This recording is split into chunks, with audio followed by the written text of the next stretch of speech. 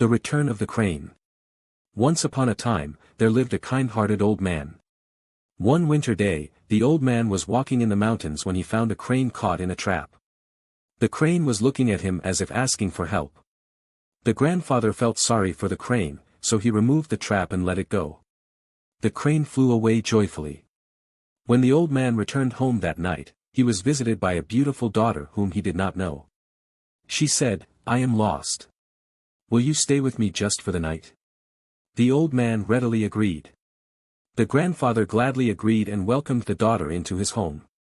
The next day and the next, the daughter stayed at home, helping her grandfather with the housework and cooking hot meals for him. The grandfather loved her very much. One day, the daughter said, "I have a favor to ask you." One day, the daughter said, "I have one favor to ask of you. From now on, when I stay in my room for a while, please do not peek into the room."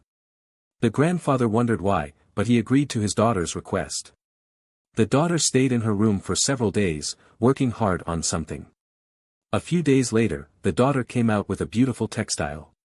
It was so beautiful that it fascinated everyone who saw it. The daughter said, "Please go to the town and sell this cloth." The grandfather went to the town and sold the textile. The cloth sold for a high price, much to the grandfather's surprise. When he returned home, the daughter went back to her room and began weaving more fabric. However, the old man was curious about how his daughter wove that beautiful cloth, so one night, while she was still in her room, he finally peeked into her room. One night, while the daughter was holed up in her room, she finally peeked into the room and saw the rescued crane weaving the cloth with its own feathers.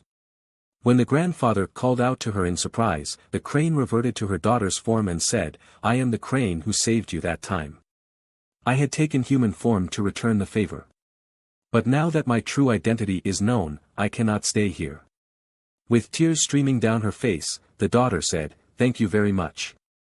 Please take care of yourself," she said, and flew away high into the sky, once again taking the form of a crane.